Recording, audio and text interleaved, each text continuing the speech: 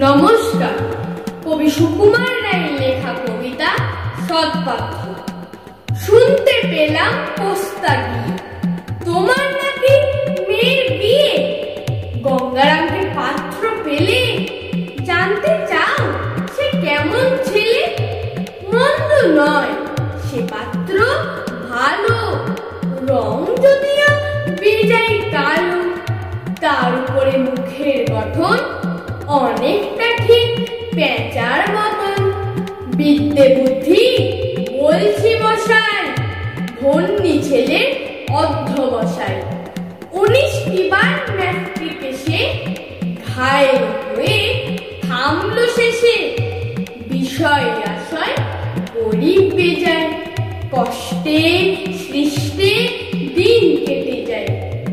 মানুষ তো নয় ভাইগুলো তার, একটা পাগল, একটা গোয়ার, আর একটা সে তৈরি ছেলে। জাল করে নোট গেছেন জেলে। কনিষ্ঠটি তবলা বাজায়, যাত্রা দলে 5 টাকা পায়। গঙ্গারাম তো কেবল ভোগে পিলের জ্বর আর পান্ডু রোগে।